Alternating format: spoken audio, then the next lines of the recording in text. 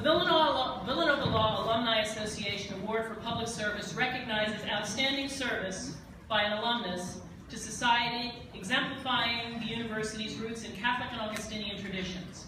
The award is presented each year to an alumnus who has dedicated time and energy to the public welfare, to ameliorate the lives of others who are less fortunate, and to society at large. Marian Wright Edelman once said, "I was taught that the world has lots of problems, that intellectual and material gifts brought privilege and responsibility of sharing with others less fortunate, and that service is the rent each of us pays for living, the very purpose of life, and it's not something you do in your spare time or after you've reached your personal goals." Joel Feldman has been working to solve the problems of the less fortunate since he first got out of law school.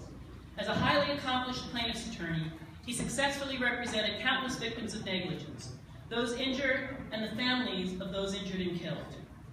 He brought a sharp mind, excellent legal training, and a real heart to his work. He was extraordinarily skillful at conveying the physical and emotional trauma individuals endured.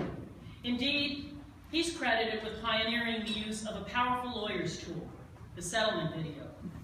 These vignettes include intellectual and emotional messages that tell a client's story so well that they often motivate defendants to settle. Joel also honed the skill of dealing sensitively with people who had suffered serious injury and unspeakable loss. He empathized, and surely he believed he could understand their pain. Then Joel and his wife, Diane Anderson, also a Villanova grad, a member of the class of 1980, received the call that every parent dreads. Their brilliant, beautiful, talented, and caring young daughter, full of life and promise, working at the shore the summer between her junior and her senior year at Fordham, was struck by a van whose driver was fiddling with his cup of iced tea and blew through a stop sign, hitting Casey in the middle of the intersection. Casey died later that evening. Reflecting on his work up till that point, Joel observed, "We lawyers talk about how we know what our clients are going through. We don't know. We can take a guess at it, but we don't know. I'm getting better at that now." So Casey's death made Joel a better lawyer. He earned a graduate degree in counseling and got even better at talking to families. But that wasn't enough. Rather than allowing their grief to cripple them, Joel and Diane, along with their son Brett, and Diane, I know you're here. I'm videotaping. Okay. Then you have to turn the videotape around. Joel, Diane, and their son Brett poured their energy, their talent, and their financial resources into taking on the problem of distracted driving and building a positive legacy out of Casey's tragic death. First came the Casey Foundation. This funded scholarships for students doing internships and volunteer work and service projects over school breaks. Later, the foundation came to another initiative, EndDD, End Distracted Driving. Joel discovered that there was no science-based distracted driving presentation available. To the extent the issue was being addressed at all, it was being handled from intuition, an idea about what would work. You know, scare tactics and horror stories. In partnership with the Children's Hospital of Philadelphia, Joel developed a scientifically guided, evidence-based distracted driving awareness program that integrates health, communication, social norms theory, behavioral change, and targeted persuasion principles. The program is subjected to yearly rigorous scientific scrutiny by CHOP to evaluate its effectiveness and to inform revisions. It's a powerful program that changes what students think about distracted driving. Joel and Diane trained a network of volunteer speakers, and they brought EndDD's message to hundreds of thousands of students across the nation. But their research revealed, counter to our intuition, that more adults and teens seem to text while driving. Understanding the importance of this, and also the significance of adults and how children model adult behavior, EDD has now created distracted driving presentations for adults, and it brings them to workplaces all over the country. Joel has been instrumental in advancing distracted driving and distracted walking legislation and has testified before administrative agencies and legislative committees.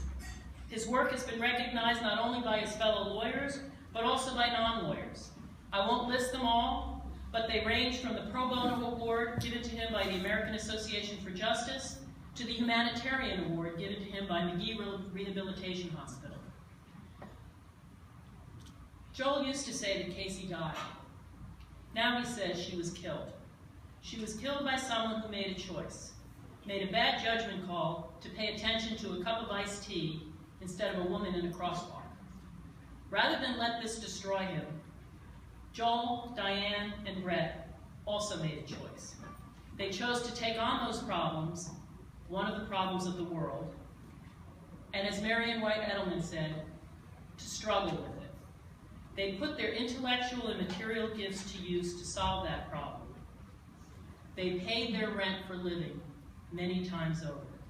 Dean Gatanga, President Drosner, it's my great pleasure to present my classmate Joel Feldman for the 2016 Villanova Law Alumni Service Award.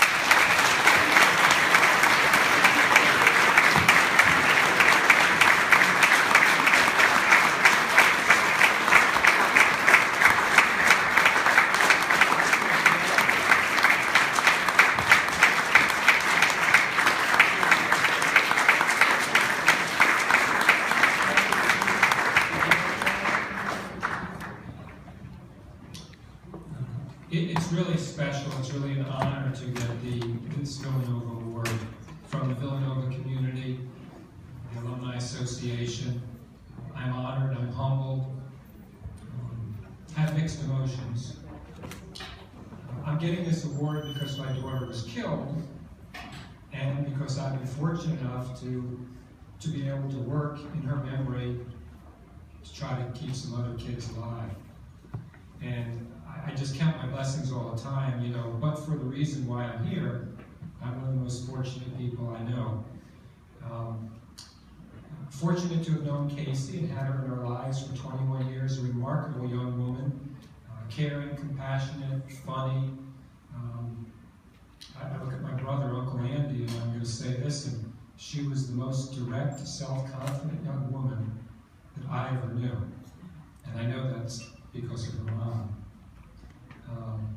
Just an incredible young woman, and we were blessed to have her for 21 years. I'm fortunate for my wife, my son, my family who's here. My son isn't here, he's in Colorado. I understand there's going to be 2 feet of snow this weekend. That's what I heard, yeah. So I'm really fortunate for all the support, and my law firm, Anna Paul Weiss, and particularly, I know he's here with the light so bright I can't see him, but Sal Weiss, River Sal is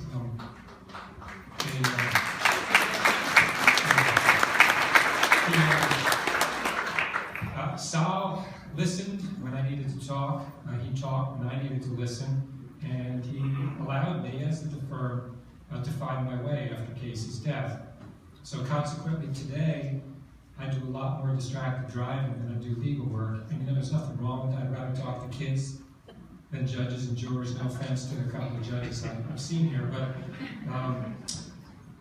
And they support me emotionally, financially, and they allow me to spend the bulk of my time doing that. I couldn't be doing what I'm doing without their support. And many Villanova alums have trained to become speakers. They're going out and they're speaking in high schools. We need more of you. I want to talk to any of you about it. We need to talk to more kids. And the lawyers around the country have spoken with nearly 300,000 kids in our program. It's an easy program to learn. And also Villanova alums supporting us financially, the foundation, emotionally, the speakers, also having me come to their places of business and do talks, or their clients' places of business. And I'll tell you, being a lawyer, I figured out they want me to come into businesses and talk about the liability parts and distracted driving. Remarkably, not a single business, like Pico, Aqua, Merck, all tons of companies that never asked me about liability once. It's always been about, we want to keep our employees safe, we want our employees to go home, and we want them to keep their children safe. So it's been really heartwarming to me to see that. So I'm very, very fortunate that I'm able to do what I can do. and I have been doing, but there's no real recovery, full recovery after you lose a child. There's, I think of Casey, I think about her all the time, and we miss her every day. Last week would have been her 28th birthday, and Mother's Day, and Father's Day, and holidays. It's a constant reminder. And as a lawyer representing lots of families who lost their children, I kind of thought that I was pretty empathic. I kind of thought I understood what was going on, but being an observer of someone else's grief is really different than being a participant. And I certainly learned that. And the Villanova 2013, the master's I got in counseling was just a remarkable experience. And I tell people, Villanova Law School, in my practice, it taught me how to think critically.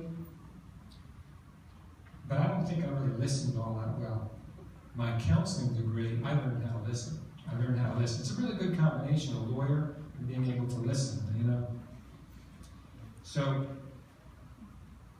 we talk about, you talk about what it's like losing a child. I'll just say this to you.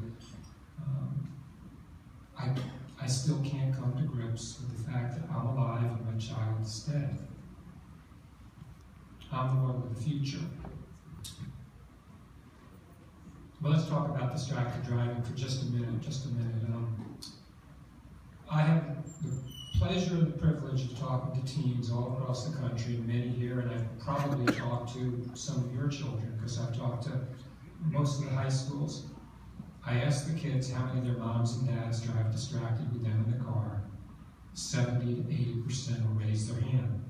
If any of you have smaller kids and they're being carpooled by other adults, when I ask that question, what about other adults who are driving your children? 80 to 90% of the hands go up. Everywhere I go when I talk to people, especially adults, I know that I'm talking to experts about distracted driving. We're all experts when it comes to distracted driving.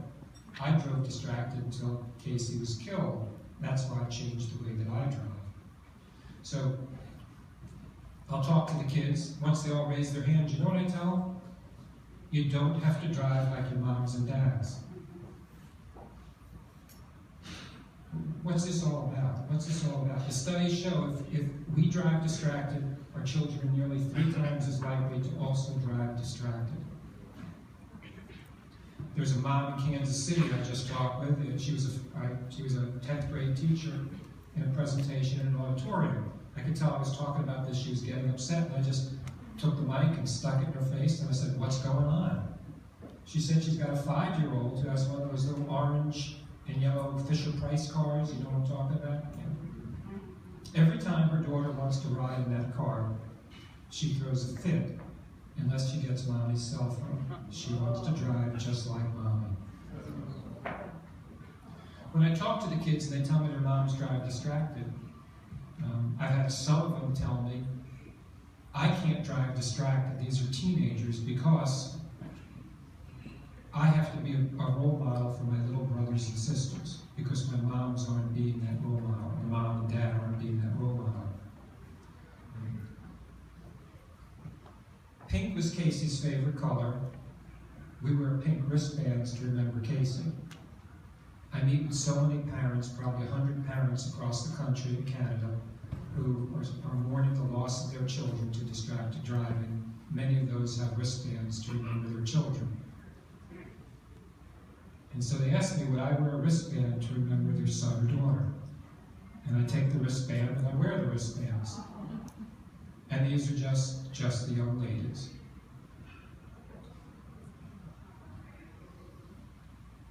And these are the guys. I've had 2 moms, and it's never a dad who gives me a wristband. It's always a mom, and it's always so very difficult. I've had 2 moms now ask me, their children died while they were texting, and the 2 moms asked me, do you think my son, in one case the daughter, was texting at the time they died because they saw me doing it? So, we need to be the drivers that we want our kids to be. Do as I say, not as I do, is an awful way to teach our children safe driving. be the drivers we want our teens to be. You know, in getting my master's,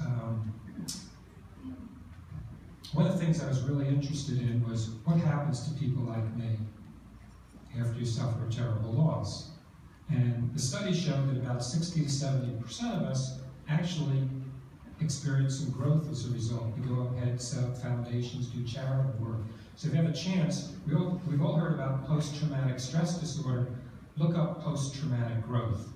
Post-traumatic growth. It's a recognized psychological concept. And if you have someone, and you know someone who's suffering, learning about that can help you when you're talking with them. So, you know, I find myself kind of in the land of the living, because I'm living and I'm so fortunate doing what I'm doing, as I said. But I'm kind of straddling. I got the land of the living and the land of the dead. And, you know, I'm a trial lawyer, and I tell my daughter a story to keep her memory alive, but also so that we can save other lives. And I think it was Gail Sheehy wrote something about the land of the dead, connecting the land with the living, telling the stories of our loved one, imparting them with a sense of immortality. And so I'm so thankful for this award. I'm so thankful for the opportunity to speak with all of you, and I'm thankful for you honoring me for me doing what I do to remember Casey. Thank you all so very much.